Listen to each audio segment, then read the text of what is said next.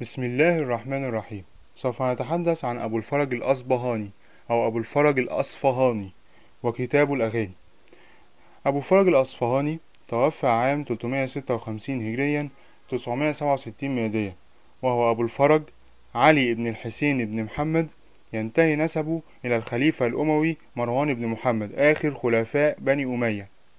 ولد أبو الفرج في أصبهان، وهكذا تكتب بالفارسية، أما أصفهان تكتب كذلك بالعربية، عام 284 هجريا 897 ميلادية.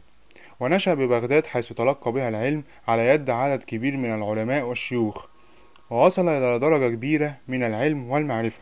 وصفه ياقوت الحموي بقوله: العلامة، النساب، الإخباري، الحافظ، الجامع بين سعة الرواية والحذق في الدراية. لا أحد أحسن من تصانيفه في فنها وحسن استيعاب ما يتصدى لجمعه. وكان مع ذلك شاعرا. كان أبو الفرج يحفظ من الشعر والأغاني والأخبار والآثار والأحاديث ما لم ينافسه فيه أحد من علماء عصره. وكان عالما في اللغة والنحو والسير والطب وعلم النجوم ونحوها.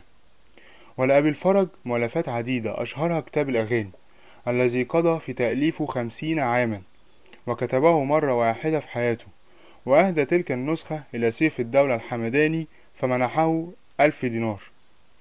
ويعد كتاب الأغاني من أمهات كتب الأدب العربي، فقد ترجم صاحبه فقد ترجم صاحبه لأكثر شعراء العرب من جاهلين وإسلاميين ومحدثين، كما ترجم لكل من كما ترجم لكل من عرف اسمه من المغنيين في الدولة الأموية والدولة العباسية. وأورد أخبار الملوك في الجاهلية والخلفاء في الإسلام. وقد وصفه ياقوت الحموي في معجم الأدباء بقوله: ولعمري إن هذا الكتاب الجليل القدر الشائع الذكر جم الفوائد عظيم العلم. وإلى اللقاء في الموضوع القادم إن شاء الله تعالى، وشكرا على حسن استماعكم.